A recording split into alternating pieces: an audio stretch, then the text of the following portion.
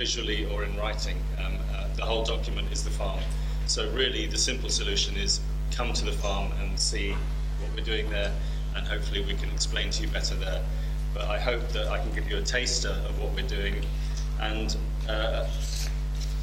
part of some of the reasons why we're doing what we're doing as well. I wanted to start with the idea that common to all the Abrahamic faiths, at least, is this concept of the garden and the idea of the fall. The symbolism of the garden, the concept of the fall, and the spiritual journey of man to reconnect in some shape or form with that origin. So we're all searching, and the purpose of our creation, in a sense, is to go back to the primordial sort of origins, to the garden. The focus of all those faiths is on the spiritual development of the individual, but the relevance of the individual lives only takes on meaning when you place it into space and time, and the contextual relationship with man and the rest of God's creation. So the meaning of our life is when we actually look at it in relation to nature and creation. And it's the collective impact of man as communities that determines the course of history that we see around us. And I find it a great irony. I had a friend who used to refer to God as the cosmic joker, because it's an irony that despite our denial of God, we're often bringing forth his judgment and his plan. So his plan will take place despite our best attempts to run away from it, it seems. And the Bible, the Quran, the Torah are all full of apocalyptic scenarios, a lot of which have relevance and resonance when you look at the natural environment, maybe which wasn't recognized in earlier times. I think some of it now makes more sense to us when we hear about the zilzal of the earth. We hear that the earth is shaken in Surah 99, when the earth is shaken to her utmost convulsion, and when the earth throws up her burdens from within, and man cries, "What is the matter with her?" On that day she will declare her tidings, the earth will speak. For that thy Lord hath given her inspiration. So the earth will bear testimony against us as to what we have done to it. In other verses we hear about the seas boiling over, the sky being peeled away. Put simply, the abuse of the environment is in itself a sign and indicator of moral corruption and a sign of individual spiritual imbalance. Another verse in the Quran, in Surah 30, Ayah 41, corruption has appeared throughout the land and the seas as a result of man's actions, so that he may let them taste some of the consequences of their actions, and in order that they might return to the right path. So it's hardly a controversial point, but I think we all like to think that it's the actions of others. We're less aware of the moral choices that we are taking in our own lifestyles. Even here in this gathering, and I hate to be critical, I'm sure we're all gathering here for the same purpose and for the remembrance of Allah, but many small things around us that we could look at, whether it's the mobile phone in our pocket, whether it's the Nike trainers that we might be wearing, or other aspects of our lifestyle, the food that we eat, the choices we make. So many of those moral choices which affect the environment, they affect the world around us, they affect other communities, or they affect nature. And we are separated from the moral choice of those decisions that we've made. Because the modern world is set up in that way, that we don't live in communities where we control the resources, we don't control production. All approaches to looking at the world, whether secular or religious, agree that we form part of an ordered system, that we're like a living organism, each part reacts to the other. The differences come as to how that came about, and obviously as Muslims, a key feature for us is the unity of God. So that's my next point, is that's the starting point for us, the Tawheed. But God is placed beyond spatial, temporal, all possible limitations of this creation, and therefore beyond any attempt by man to fully comprehend or to fully describe or to understand or approach directly to Allah. As we all know,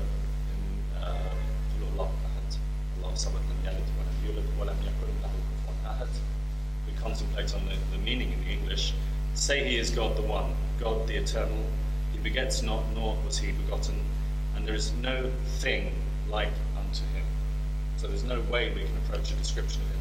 It reminds me, I've been reading recently a book on Taoism, and sometimes that's misconstrued as being a religion that doesn't recognize a God, but what it recognizes is no thing. God is no thing. The creator, the creative force that they recognize is no thing. It's very different from saying it's nothing. And it's true to say that Allah is no thing. There is no epithet, no description, no label we can place upon God, which would be an accurate description of him. So whilst we cannot truly know God, the Quran urges us to see him through the reflection in his creation. Which brings me to the next point, which is the unity of that creation, the wahdat al-wujud. Do not those who reject faith see that the heavens and the earth were joined together as one unit of creation before we clove them asunder, and we made all living things of water? Will they not then believe? So in the combination of the physical and the spiritual attributes, humans, and to a lesser degree all of creation, as the Quran tells us, have been imbued with an aspect of that divinity, a reflection of that divinity, referred to in the Quran as ruh. The ruh of Allah is said to have been in part of his creation. It's described as being placed into inanimate objects even, as well as the animate creation. Or the other word that's used is the fitra, the natural state. And this shared origin, or this fitra, when correctly understood in a sense, provides a bridge between monotheistic beliefs and polytheistic beliefs. Occurring within finite space and time, nature itself offers a reflection, at least, of that true perfection, which is God. So in recognizing and admiring aspects of nature, our direction should be directed to the creator of that, which is ultimately Allah. The ultimate truth is represented in the interconnectedness of nature, with each constituent of that in its own right, reflecting the divine light of Allah. And importantly, this shapes the purpose of scientific inquiry within Islam. Rather than observing inert matter merely to obtain utilitarian benefit, first and foremost, it's a spiritual journey of recognition and of reconnecting with God through nature. So scientific endeavor in itself becomes ibadah. And the reverse is true, that separate that from a connection with God, and scientific endeavor becomes satanic. It's something we see all too clearly, and the verse in Surah 41:53, we shall show them our signs upon the horizons and within themselves until it becomes clear to them that this is the truth. So material advantage is a secondary benefit and should never be obtained at the expense of spiritual development. Though the modern world has encouraged us to develop very fast and engineer systems for animal production, for farming, for all sorts of intervention in the material world, the natural world, for the benefit of man. Which brings me to the final point, really, and this is just, a speed through these concepts and ideas, which I'm sure are sort of known to all of you, but in a sense, this is where Willowbrook Farm came from, so I thought it's important to lay out why we're doing what we're doing. The final part is that leaves us, well, where is man in this? The hierarchy and the concept of stewardship or khilafah. All of God's creation has its own fitra. We're all connected, in a sense, to Allah. We're all part of that same essence that came from God. But not all creation is equal. Humanity is reminded of its role as a trustee and the greater ability of spiritual insight that we possess. Allah says, "He it is that made you his representatives on earth. Whosoever subverts this trust does so to the harm of his own soul." So our physical and spiritual well-being are linked and are a product of our actions. Individually and collectively, we possess the ability to render the physical environment unsustainable, and as a result, our own spiritual creation lower than the rest of creation.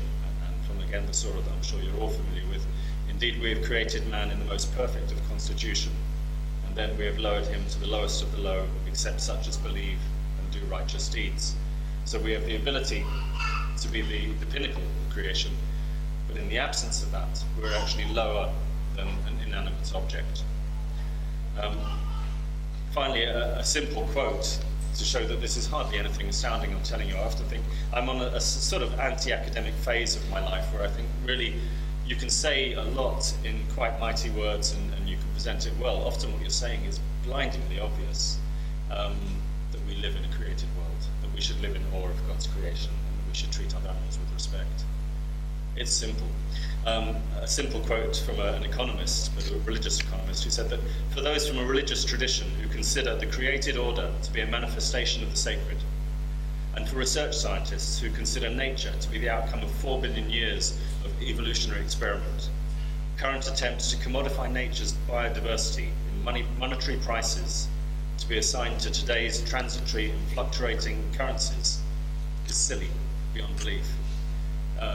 Essentially, for us to think that in some shape or form we can really value nature's commodities and sell oil and think about these items in monetary terms without recognizing 4 billion years of evolution, without recognizing the Creator's plan for that creation, it doesn't really hold water. And the arguments of capitalism have not won as arguments, they've merely won by default, by actually just alluring us to the bright lights. We're all overcome with the benefits of modern life, but none of us are convinced of the arguments. I think we all know inherently that they're sort of erroneous. Capitalism didn't defeat communism even because of better arguments, it just simply defeated it because of better shopping malls. Okay, so let me see if this works. Yes, it does. So Willowbrook Farm. 12 years ago we established the farm. This is the bit where you can lie back and just start to fall asleep and look at the pictures. 12 years ago we established the farm, myself and my wife. You can see the family all out of focus, the best way to look at them. And one of my boys is missing there. The logo designed by my mother, a graphic artist in her youth, and that is on all our egg boxes. We left the academic life in Oxford, decided we wanted to take responsibility, and as I say, it's this term, Khilafah, responsibility, which is very important to us, and we feel it was at the heart of what we've done and really what Muslims need to do in this world. We can't take responsibility maybe for global events, but we can all look a little bit more at what we're doing. Over the years we've established a number of things. You'll get to see the Cobb House in a bit more detail. That's us building it in the early stages. And we keep various animals. I'll move through the farm, essentially take you on a brief tour of the farm. I'm sorry some of the pictures aren't that great. As I say, we've been so busy doing it, I didn't have time to go out and get really great pictures. You need to come and see the farm on a summer's day.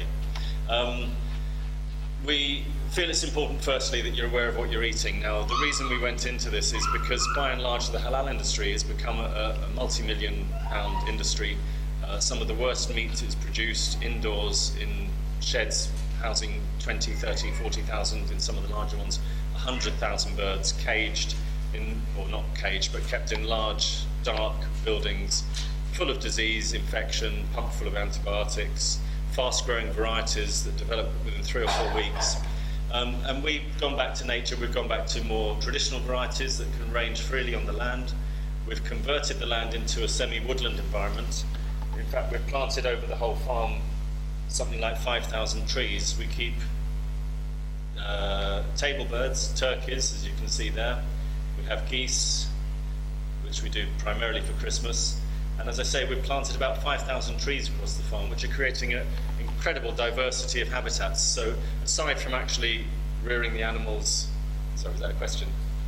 How many acres? It's 45 acres in total. Probably about 30 are down to the sheep and about 15 is various birds and whatever. In addition to the areas for the birds, we leave aside an area for nature. So we're sort of trying to live in harmony. I mean, in this area now, which neighbouring field is a monoculture, where if you know much about farming, monoculture essentially means one crop. They'll grow something like wheat or the rapeseed for oil. They'll sow a seed in effectively a sterile soil. They'll add an artificial fertilizer, so there's no soil development. They'll spray it with a herbicide, so there's no competition. They'll spray it with a pesticide, so every insect is killed. So you can have a field that's a kilometre square, and effectively there's no insect on that. There's no alternative plant on that. There's no soil there because it's artificially put there. And the crop that's been grown there is a GM one that will be harvested anyway and won't be left in the ground. So there's nothing. It's effectively a desert, a sterile environment. It's poisoning the land. Whereas here, in just a small area, 30, 40 different varieties of trees, various grasses growing amongst that. You've got the insects coming back and living in there. With the insects, you've got the birds coming back. With the birds, you've got the hunting animals, the fox, you've got badger, you've got the deer coming through, eating the leaves and the bark. You've got all these different animals. You've got the red kites hovering over the top looking for the field mouse.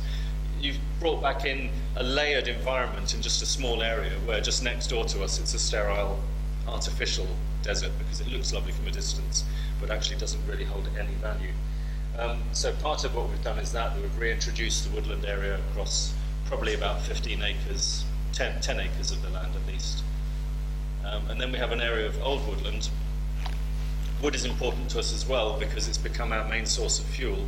So in addition to taking responsibility for what we're eating and what we're providing, we've tried to take responsibility for the energy use that we make on the land.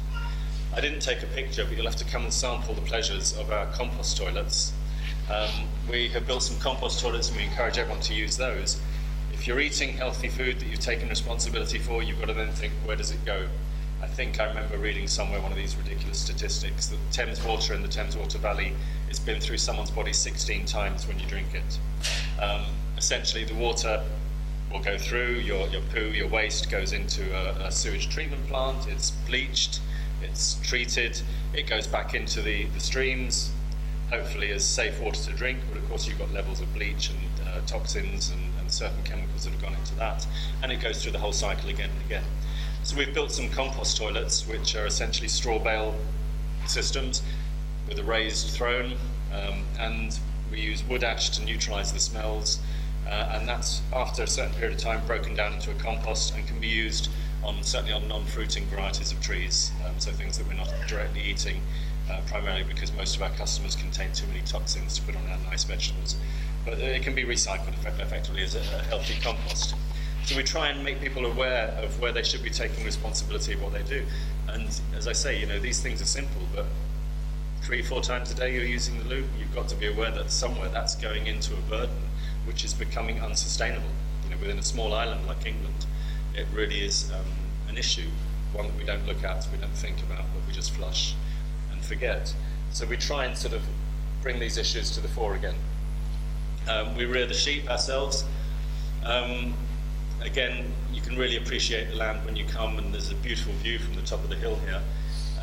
And with the sheep, we try and rear them naturally. Fortunately, sheep can't be tricked like chickens into living in sheds, so you don't get sort of indoor-reared sheep yet. But that said, in America, I was surprised recently when I went that you have to actually look on the label when you're buying beef for grass-fed beef. The majority of beef in America is actually fed in what they call cattle lots, where they rear them indoors, and they never actually get out. They bring the feed in to these open-sided barns and actually feed the sheep indoors. So they might well be adapting a system for sheep in the future that could permit that. At the moment, they're reared outdoors. The main interventions that we have is treating something called fly strike. Are any of you semi-farming in backgrounds or have any knowledge of animals? No? Okay, fly strike is a particularly horrible problem where flies will lay eggs around the posterior of the sheep, and they'll hatch into maggots. The maggots then will burrow into the skin of the sheep and eat away the skin, and then actually eat deeper into the animal and literally eat the animal while it's alive. Modern farming doesn't give you time to deal with it. We have to individually go and check them. In fact, I think you can see on a couple of these sheep they've had their wool around the bottom trimmed. And that's what we do. We trim the wool around their bottoms, we check them regularly. Occasionally we had a strike this year. I had 4 that I had to treat. The maggots has actually started hatching. You've got to rub them off, put some cream on and deal with it. It means you've got to deal with your animals, get to know them and watch them and check them and go amongst them regularly. Modern farming doesn't want that, so the solution it came up with was originally what was known as DDT, which was a very heavy use chemical that was sprayed all over. In fact, they used to dip them, they used to walk the sheep through the dip, until they realised that all the farmers were dying of cancer and it was going into the ground and killing and polluting streams and really had a lot of consequences. So now they can't dip them, but they drench them, which is a spraying process once or twice a year. So the modern system is, again, to sort of forget about it, give it a quick spray, but don't think about the consequences. What we try and do is encourage people to be aware that you've got to know your animals, you've got to keep smaller amounts, and as a result, our meat costs a lot more, but it's reared in a way that you can be sure that it's got a low environmental impact. So there you can see another shot across the farm. It's not the best. You need to come down and see us, I think. But, if we move on from the animals, the second aspect is really where we're living or hoping to live.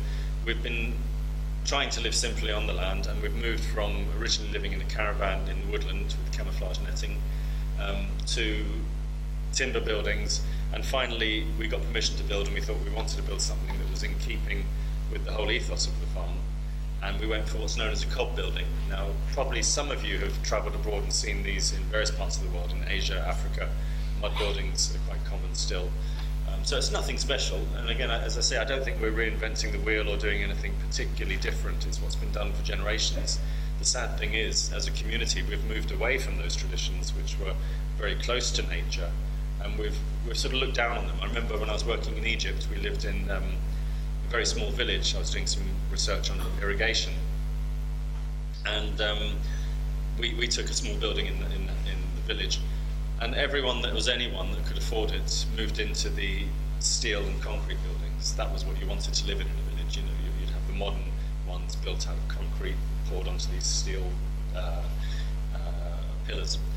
And next door to us was a little mud house. It was a traditional little mud house, and we used to sort of think it amazing how they lived in there with their cow in the room downstairs, and because they'd lead the cow at night to a little central room, and they lived in the little apartments above. But it was a mud house, and on top they had the little mud cow paths, which they used as fuel. To a certain extent, we probably looked down on it then, but I think even then there's a sort of nostalgia, and I realised that there was something earthy about, something natural about that way of living. But sadly, most people in a village environment aspire to build the concrete house and have the flush toilets and move away from those traditional systems. So we thought we'd go back to it, but obviously we're living in the West, and we have made modifications in there that make it quite a decent house to live in. But it is essentially built completely from clay, sand and straw. I don't know if there's a better picture. If I go the right direction. Well, it's less easy to see actually what we're really talking about, but essentially the bit on the left, as I'm facing you, on your right, you can see the original clay exterior there, and that whole section, like all of it, is just, as I say, a mixture of clay, sand and straw built continuously up from the ground. We've built that completely ourselves as a family, with very little experience of building. We designed, built, and did everything except for the bits like the thatch roof. The final finish, which is the section you can see there, has a lime plaster, and we're in the process of doing that lime plaster on the exterior of the building. All of the materials essentially came from either the farm or the local environment. The clay came directly from the land. We've mined it and left a small pond on the farm, which is a result of it. The straw was grown about 30 miles away. The stone is a local Cotswold stone. Other than the windows, where the timber was not sourced locally, it's pretty much all been sourced within 30 miles. But more importantly, it's all been built using hard labour, mostly of our own family, and local help. Which again I think is important in that, again, we're not aware of what goes into the buildings we live in. We're not aware of the sort of plastics or the materials that are used around us. And it's because we're separated from that, this whole idea of being separated from the control of production. I think it's very important to us, whether it's food, whether it's waste, whether it's the housing. As you separate yourself more and more from that, you lose the moral responsibility. You'll still be responsible, but you don't realise your responsibilities. Okay, that's a little picture of the interior. I don't think it's that clear, but it has a lovely effect. The nice thing about cob is, even if you are a novice like us and you make a mistake, you can rip it out and do it again. It's quite a sort of forgiving material that you can just wet it, mix it, put it back on, and it usually accepts that. So that you can see, again, for chasing in wires and things for the electrical connections, it's all pretty easy because you just cut away and then fill it over again. Move on to energy. We've tried as far as possible again to think about our energy use and take responsibility for that. We've put in a wind turbine which produces about 1 kilowatt of electricity. That supplies mostly the electric fences around the poultry, which keeps the fox away. And then we have a second building, another mud building that we're just finishing off, and you can just about make out on the roof there 4 kilowatts of solar tiles. So that's producing roughly half of our electricity needs, particularly during the summer, obviously. And then you'll see there's a little chimney there. Inside that building is a large boiler, and by large boiler I mean really quite considerably large. It can take logs of about 50 centimetres by 2 metres long. And you can just literally chuck them into, imagine a large furnace with a large opening, and you fill that full of wood.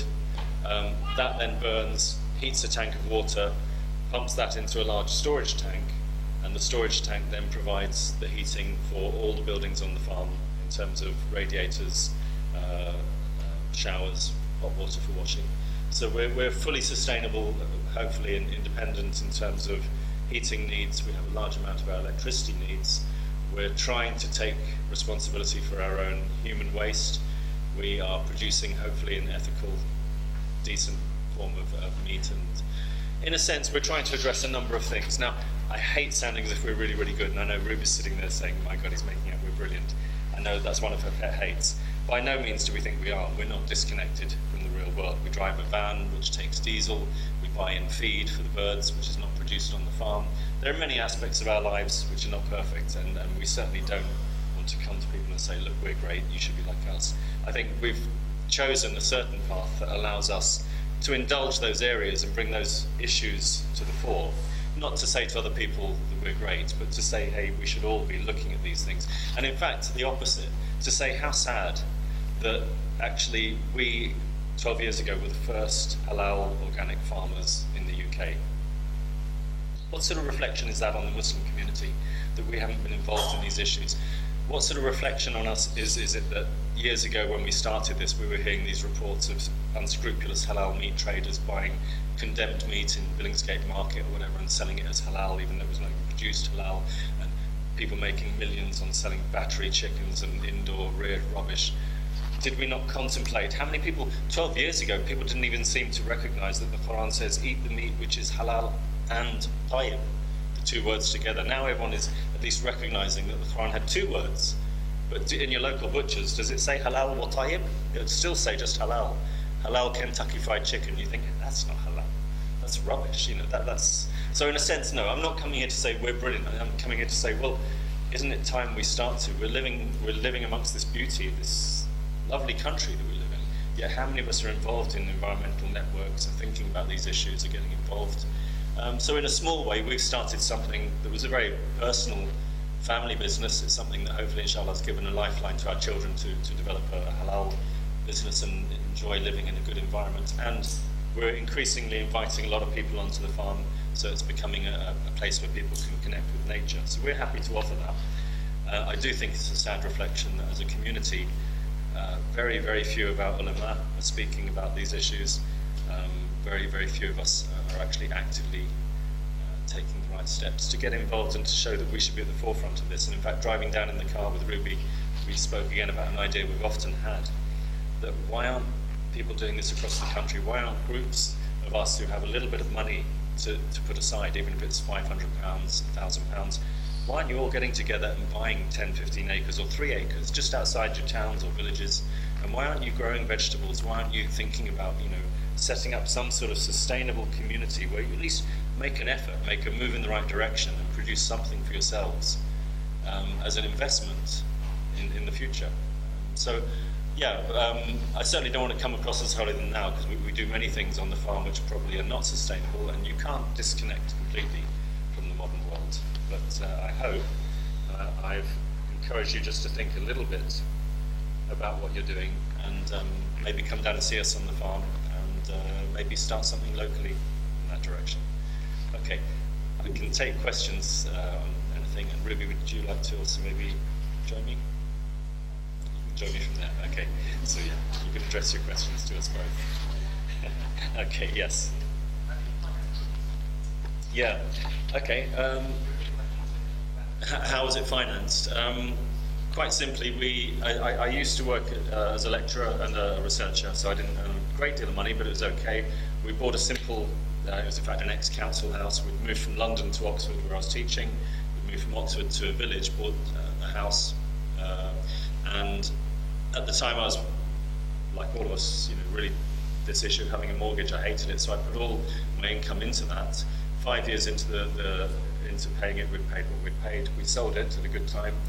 We got what we got from selling the house and put it straight into the land. So we were lucky, alhamdulillah. We made every effort. We were always against the idea of being in debt, so we'd worked hard, and everything had gone into that. And we were lucky that the housing market was reasonably good at the time we sold that. So we sold it, we bought the land, we moved straight onto the land.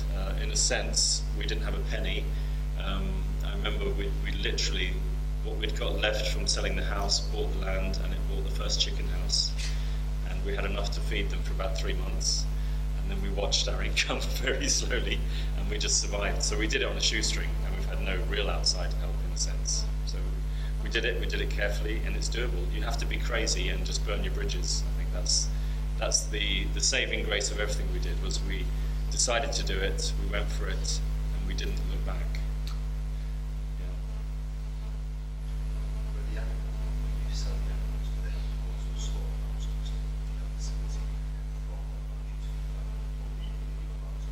You can, there's various laws governing slaughter, as you'd expect. With the chicken, I do all the slaughter myself. With the lamb and the beef, we send it to a local abattoir. With the chicken, I go to a local abattoir as well, but I go with my birds and I do all the slaughter. The lamb and the beef, another guy does that for me. So it's all managed by them. It's an Asian abattoir, so it's a Pakistani guy that does the slaughter. Yeah. Yes.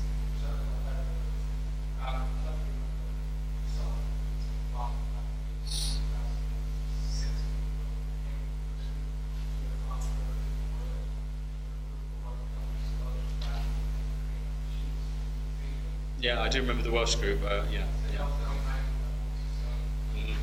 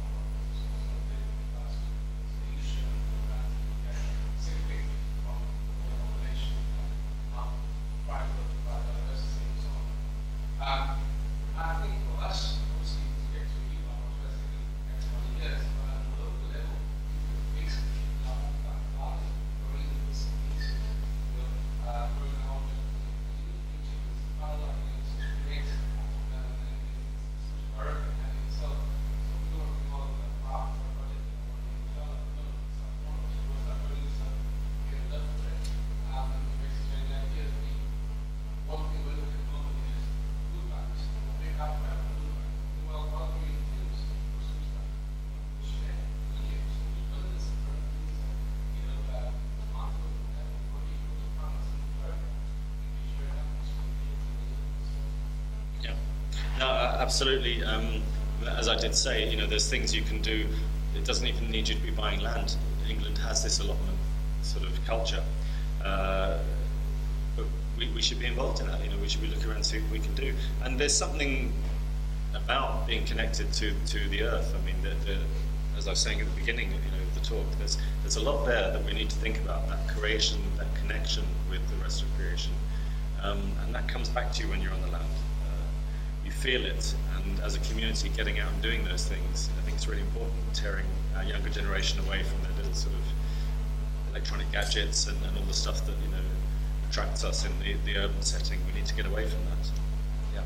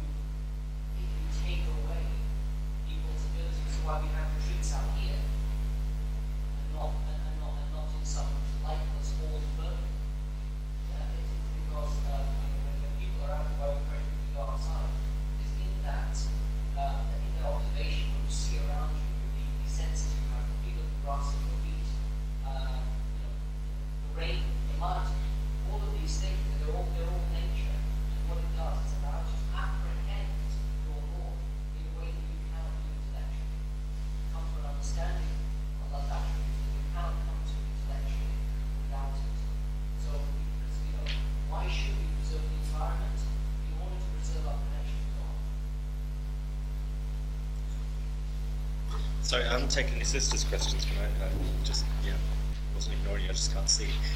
Okay, go ahead. I did visit once 10 years ago, and I was really inspired by the farm. My question is a little bit more about challenges you faced in kind of making books balance. Like, you know, we hear a lot about how kind of farming is a very unsustainable Yeah. way of life presently in the UK. And then the other thing about kind of how is the market in terms of Muslim looking for organic, Yeah. whether that be. I think sadly the Muslim community are extremely backward in that respect. We are starting to pay lip service, and as everyone would, no one's going to say I hate the environment. So everyone will pay lip service to the environment to a certain extent, but the reality is, and it's not just an income thing, the reality is we don't want to pay more for food. Some of our best customers are not really on a high income, but they're committed to what they're doing. But halal meat is so cheap, and we have people who will come and buy from us occasionally, but maybe not remain a customer. We have others who become committed because they know what they're doing. So the Muslim community is developing. Farming in general is not a great income. So yeah, if you want me to come here and sell the idea of doing farming as a way of making money, probably not. I could have made more carrying on what I was doing. I could probably make more selling kebabs from a van in Kilburn or something. So it's not a great income, but the spin-off of it is, as a family, I think we all agree that we've been able to live together as a family in a halal way. It's a great environment for our children. The children don't want to leave the farm. They've all started to grow up. A few came 10 years ago now. The 10-year-olds are now 20, and they're looking to stay on the farm, and it's great. It's lovely to feel that they want to be with us, but we have to make the farm grow in a way that is sustainable. The meat side of the business is good, but it won't grow that much. We're trying to open other things, like the open days is a recent thing we're doing. We've got a small campsite we're developing, so we're trying to encourage people to come to the farm and maybe use our skills. Both of us were in education prior to this, so we're opening the farm a different direction. So we're trying to be flexible, but farming, is until people respect more. Two things might change it. One is people's commitments. We've got to educate people. The other is the reality that what's known in economics as externalities, the real cost of producing in this awful way we're doing things, is not really being paid by anyone. This is something I bring out with the house. The real cost, people say to me, how much does it cost? Well, how much does a real house cost? We don't pay the real cost of the environmental pollution. We don't pay the real cost of producing indoor chicken, of using chemical pesticides, herbicides. So those real costs, the externalities, is what's polluting our world. As that becomes more of a real threat to humanity, we'll have to start thinking about it and stopping doing that. And as you do that, the cost of production of food goes up. So that might level the playing field, and then it'll be relatively better for us to produce ethically. So that that could change, and as people's education changes, we hope that it'll be sustainable. But I'm not grumbling. We're not making a lot, but we're living reasonably well. We're surviving. The real danger was, I think, in the first question, it was at year 3 when we had 0 in the bank and 0 on the table, and it was just like, it was touch and go. But I think after year 3 it sort of got slightly better. Yeah. Any more? Yeah. I think. Is there any plans to turn up in the streets, find an area where you are?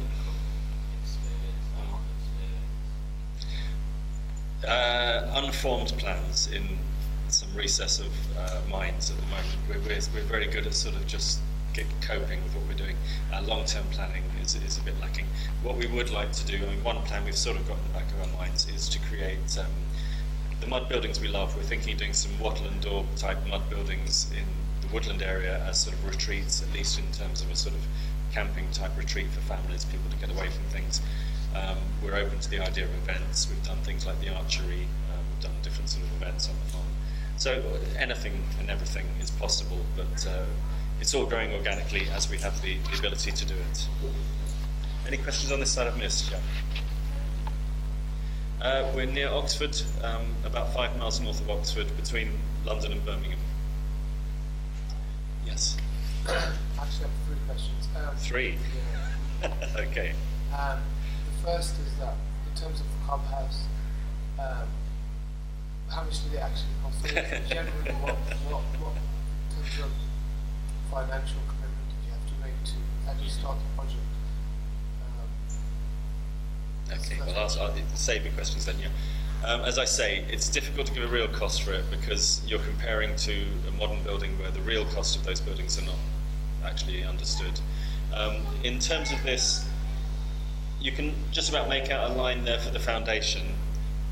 We did go for a normal foundation and we've used Cotswold stone as the base. That's partly because with cob there's a saying that it has to have, a cob building should have tall boots and a wide hat. The idea is it's got to have something, a foundation that keeps it out of the water and something on the top that keeps the water off the top. The cob is fine if water is hitting it at the side, but it shouldn't get in from the bottom or the top. So we went for a standard foundation. It probably cost what a normal house foundation would cost, and if you want to figure, probably in the region of 15,000 for the foundation. The roof, we went for a thatch roof. We could have gone for a tiled roof, but that was it was more expensive to do the thatch, but we wanted something natural and local, and that did cost probably about 20,000. So we're already talking about 35,000 for the roof and the foundation. The windows, a few thousand, but everything in between didn't really cost us anything more than our own labour and the use of a local digger that came to help us mix it and buying in the sand. So we did buy in some sand, we mixed it ourselves, we built everything ourselves. So the labour input was massive, but it was all slave labour for my own children. So In terms of the framework of the actual house, there's no frame. It's just pure cob. You just build it as cob. I mean, on your foundation, you literally mix a layer of cob. You'll put it there. You bash it and shape it and let it dry and keep bashing it again. It takes a week to set. Then you build the next layer and you set it. Build the next layer, and you just work your way up. Yeah, a lot of labour. We were very, very fit for those 2 years. In fact, all of us. the second question is with regard to buying land now. It's not very difficult, but if people want to actually move on to the land, especially land that doesn't have any type of permission previously for residential building. One, how difficult is it? And two, in terms of your own experience, what? Yeah, it can be difficult. It depends which part of the country, and if it's in Greenbelt. If you're in an area like the southeast and you're in Greenbelt, that's the most difficult. Anywhere else, you probably would find it easier. Anywhere where you can have a dilapidated building, it's even better because you could probably get the permission easy. If you're buying enough acreage and you're doing something that justifies being on the land, then it's easier, or you have to follow the rules.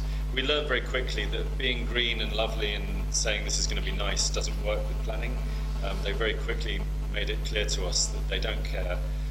It's a nasty, corrupt department. It's one of the worst departments in local government for corruption, particularly. And they just sort of hope it would go away and fail and whatever. But if you keep banging at the door long enough, eventually you get it. So we just learned we had to sort of fight them in terms of learning. I'm a fully qualified planner now. I could actually probably cite you all the different sections of planning law relevant to agricultural developments. We had to learn a lot. We had to flood them with paperwork. I eventually realised that's one thing they hate. So I gave them environmental impact assessments. I gave them designs of the buildings. I gave them a whole lodge of paperwork to deal with. We actually actively lobbied support. We had the Bishop of Oxford writing in support of the project. So hard work on that side. But ultimately the law is on your side, and if you understand the law, you can, if you're developing a realistic farming enterprise, you have the right to live there. Yeah, so 3 years to prove it, 5 years to get the full permission, and we're still building the house. Third question is, generally people are a bit apprehensive because they say they have young children, Yeah. they move on to 5 or 6 years. What, I don't know what age your children from, what would you do with education? Everyone has their, Ruby, you might want to answer part of this, but I mean, everyone has a different approach. Ours was just not, we didn't think about it, we just did it. The youngest, when we moved on, was Camilla, who was 3, 4, but then, sorry, 2. But then Ali was born on the farm, so he's now 10, and he was born on the farm, literally on the farm, at home birth. So, and we've gone through a bit of homeschooling for all of them. Currently, Ali's being homeschooled. So we've done a bit of everything, and we haven't had any hard and fast rules on it. You benefit from homeschooling, definitely. The wild nature of the farm is great for the children in some respects, but there's a little lack of discipline as well. I think you'd probably agree, Ruby. So, you know, there's no one simple rule I can tell you. You have an answer to this. Go ahead. What's the question? Question is, families feeling maybe they want to go to the farm, but they have a concept of having children. Bringing up children in that environment. Yeah, I think children change. They're at the age when they'll copy you and you'll praise with you, another age when they don't agree with you, sing with you. So they'll go through all of that. Sometimes they want to be on the farm, sometimes they don't be on the farm. So that's just parenting. You know, it's hard for you to carry on. You just pray your child and they'll come around and realise how connected, how fortunate they are, to have an environment where they can run around and scream, cycle around without watching them, do all sorts of things that we can't do in cities anymore. Can't leave our children alone for things. So yeah, I think when they do grow up through the same stages of, you know, children, teenagers, they come back and realise how lucky they are. I think you mentioned that. Yeah, before. yeah, absolutely. When they're adults, they've got I said- 26 and 24, 21-year-old, they're all very happy. But they went through the same. I think one thing, though, we realise for them is that we, and I don't know if it's a good or bad thing, we're slightly isolated. Now the community come to us a bit more anyway, because it is becoming more of an open farm. But to a certain extent, I've seen other family and relations who live in parts of London, and they're part of that community. And a lot of it's bad, because a lot of the urban Muslim community for youngsters is not particularly good, you know. But there are some good aspects as well to being in a community. We are outside of it, so we don't have the bad, but we miss some of the good. So I don't think there's a simple answer for you. But I think we're a very close family, and maybe we would have been anyway, but the farm helped that, I think. Just the last one, what do you No, that was okay. You've had two. Go ahead. in terms of rain, I mean, let's say in heavy Yeah. torrential rain, would that really affect the house? No, the thatch is no, absolutely not. You can have torrential rain on the side. It's a breathable material. This is the great thing about. Who was it that told me that joke this morning? About this guy said he wanted to get a humidifier and a dehumidifier, put them in a room together, and then fight it out. The natural building, a cob building, is a natural breathing building, so it actually naturally breathes. It will find its own level of the right air and everything. So that's the great thing about it. It's a healthy environment to be in, and that's why it's such a great regulator of heat as well. It will sort of give you a lovely temperature inside. But in terms of the walls, they can get thoroughly soaked and dry off very quickly because they breathe. Yeah, so it doesn't retain water in that way. The only danger is water coming in from above or below. So no, it's not a problem. The thatch works really, really well as a protector as well, so it's not a problem. Okay.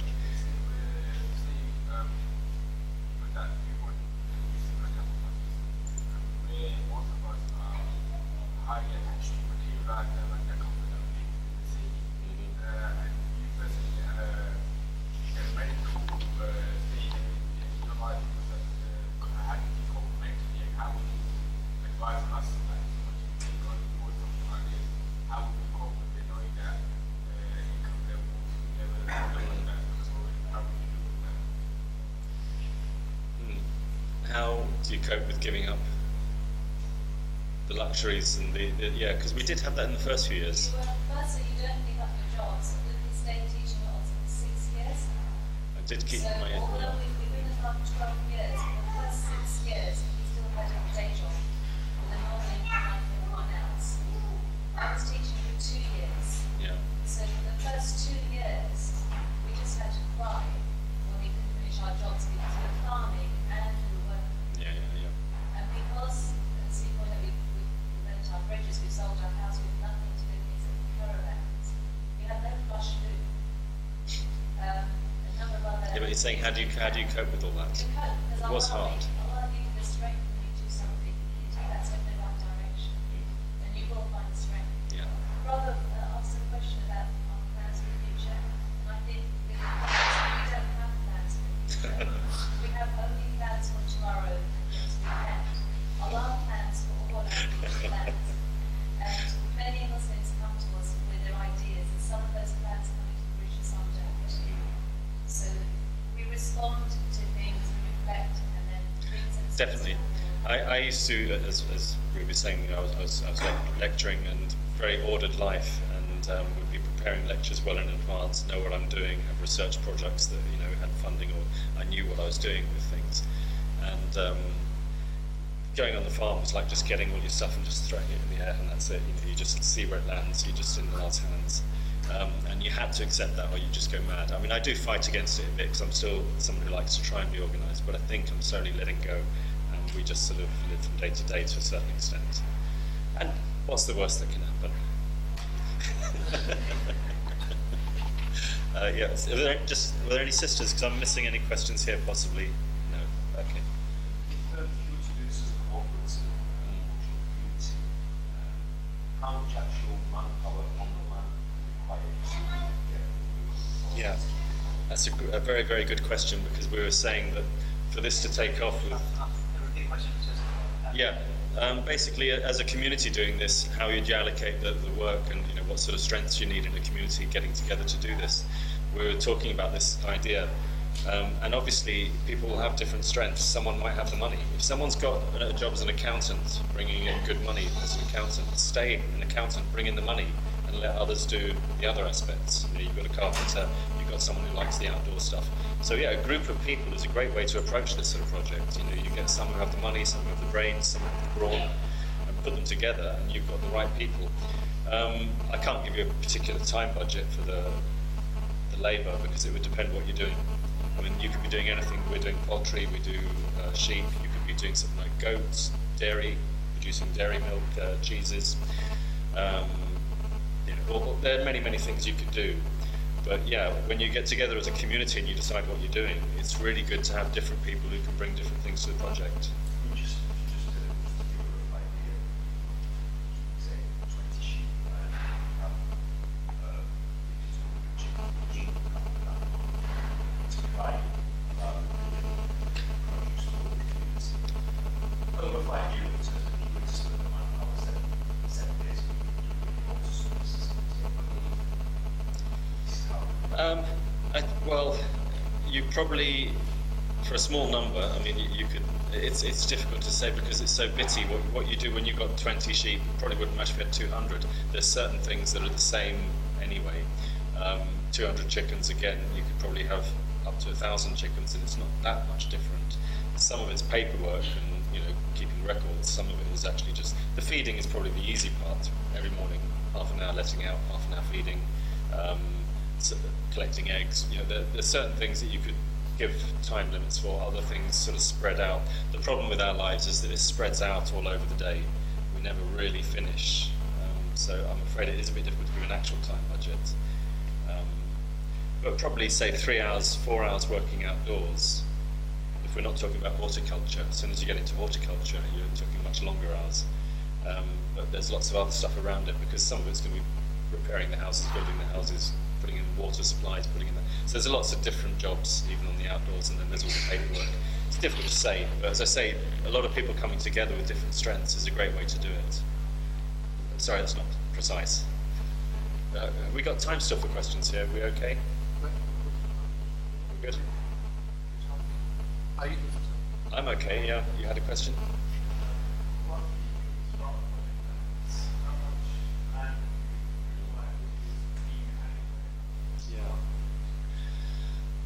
Depends on your project.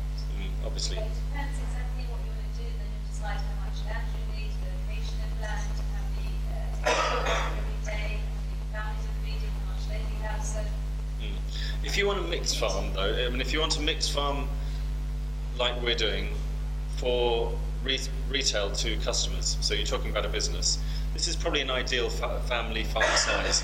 You would need about 30 acres for sheep to have anything up to 200, 250 sheep, which is enough to sort of produce enough lamb through the year and keep your breeding stock.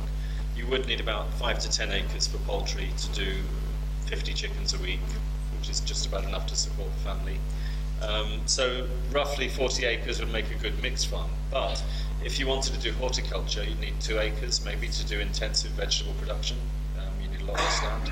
If you were doing dairying, say goat's dairy, you'd need less acreage, but you'd be doing a lot more processing. So as Ruby says, it depends what you're doing. And if you just wanted self-subsistence, subsistence. 1 acre, a couple of acres. You could probably survive on an acre or two. Yeah. So it depends what you do and how many people are involved. But so that's an answer: between 1 and 50 acres. Okay. Any other questions from people who haven't asked them? Okay. In terms of This is your 4th or 5th now. You talked about your electricity supply and Yeah. upwards from the wind turbine. The wind turbine and the panels. What is the rest of it? Is it just We're connected to the grid. The first thing we did was we did connect to the grid. We put in our own bore well. That was probably the first thing we did as well. So we have our own water supply, which is our own well water. We then put in a connection to the electricity, and that runs straight up to the top where we are. And then we've been slowly installing enough solar and wind to not use the mains. But it's actually good that we have both, because what happens is the excess electricity we produce goes into the grid, and we actually get paid for what goes back into the grid. And then when we need to use it from the grid, we use it from the grid. They pay us less than we pay them, but that's the world.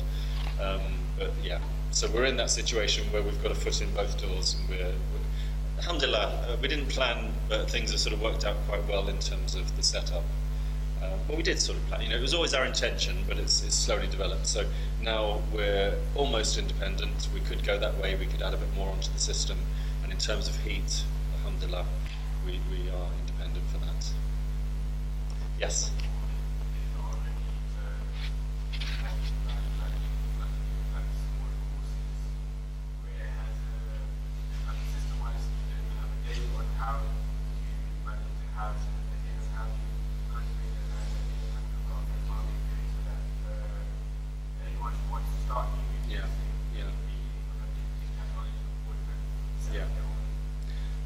No, not yet, but it's next on the list.